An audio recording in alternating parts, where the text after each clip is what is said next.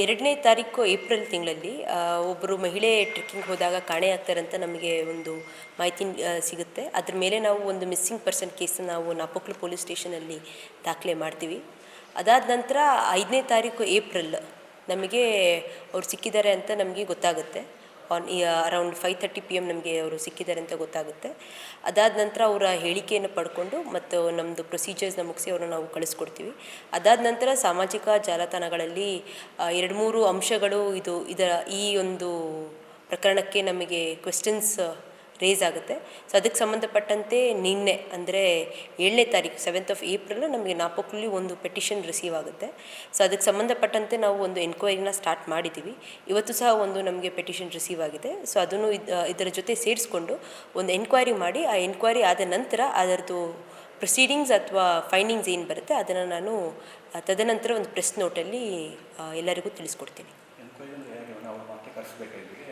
ನೋಡ್ತೀವಿ ಫಸ್ಟು ಯಾವ ರೀತಿಯಾದಂತಹ ಒಂದು ಪ್ರಶ್ನೆಗಳನ್ನ ಕೇಳಿದ್ದಾರೆ ಅನ್ನೋದ್ರ ಮೇಲೆ ಅವ್ರನ್ನ ಕರೆಸೋದು ಬೇಡವೋ ಅಥವಾ ಹೇಳಿಕೆ ಪಡ್ಕೊಳ್ಳೋದು ಬೇಡವೋ ಅದ್ರ ಮೇಲೆ ನಾವು ತೀರ್ಮಾನ ಮಾಡ್ತೀವಿ.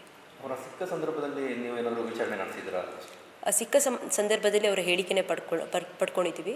ಅದಾದ ನಂತರ ನಾವು ಮೆಡಿಕಲ್ ಮಾಡಿ ನಮ್ಮದು ಪ್ರೊಸೀಜರ್ಸ್ ಏನೇನಿರುತ್ತೆ ಅದನ್ನು ಮುಗಿಸಿ ನಾವು ಕಳಿಸ್ಕೊಟ್ಟಿದ್ದೀವಿ. ಆ ಸಂದರ್ಭದಲ್ಲಿ ಡೌಟ್ಫುಲ್ ಪಾಯಿಂಟ್ಸ್ ಏನಿದೆ? ನಮಗೆ ಆ ಥರ ಯಾವುದೇ ರೀತಿಯಾದಂತಹ ಸಂಶಯ ಕಂಡು ಬಂದಿಲ್ಲ.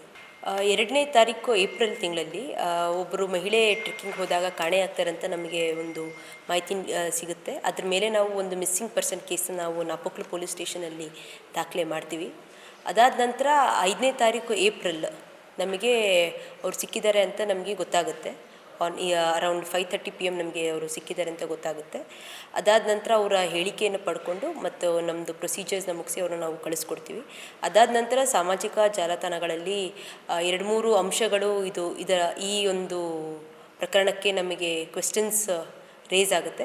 ಸೊ ಅದಕ್ಕೆ ಸಂಬಂಧಪಟ್ಟಂತೆ ನಿನ್ನೆ ಅಂದರೆ 7ನೇ ತಾರೀಕು 7th ಏಪ್ರಿಲ್ ನಮಗೆ ನಾಪೋಕ್ಲಲ್ಲಿ ಒಂದು ಪೆಟಿಷನ್ ರಿಸೀವ್ ಆಗುತ್ತೆ.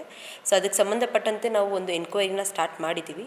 ಇವತ್ತು ಸಹ ಒಂದು ನಮಗೆ ಪೆಟಿಷನ್ ರಿಸೀವ್ ಆಗಿದೆ. ಸೊ ಅದನ್ನು ಇದರ ಜೊತೆ ಸೇರಿಸ್ಕೊಂಡು ಒಂದು ಎನ್ಕ್ವೈರಿ ಮಾಡಿ ಆ ಎನ್ಕ್ವೈರಿ ಆದ ನಂತರ ಅದರದ್ದು ಪ್ರೊಸೀಡಿಂಗ್ಸ್ ಅಥವಾ ಫೈಂಡಿಂಗ್ಸ್ ಏನು ಬರುತ್ತೆ ಅದನ್ನು ನಾನು ತದನಂತರ ಒಂದು ಪ್ರೆಸ್ ನೋಟಲ್ಲಿ ಎಲ್ಲರಿಗೂ ತಿಳಿಸ್ಕೊಡ್ತೀನಿ.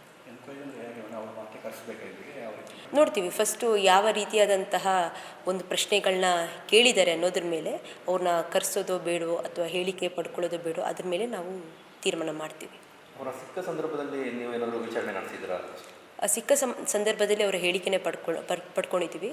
ಅದಾದ ನಂತರ ನಾವು ಮೆಡಿಕಲ್ ಮಾಡಿ ನಮ್ಮದು ಪ್ರೊಸೀಜರ್ಸ್ ಏನೇನಿರುತ್ತೆ ಅದನ್ನು ಮುಗಿಸಿ ನಾವು ಕಳಿಸ್ಕೊಟ್ಟಿದ್ದೀವಿ. ಆ ಸಂದರ್ಭದಲ್ಲಿ ಡೌಟ್ಫುಲ್ ಪಾಯಿಂಟ್ಸ್ ಏನಿದೆ? ನಮಗೆ ಆ ಥರ ಯಾವುದೇ ರೀತಿಯಾದಂತಹ ಸಂಶಯ ಕಂಡು ಬಂದಿಲ್ಲ.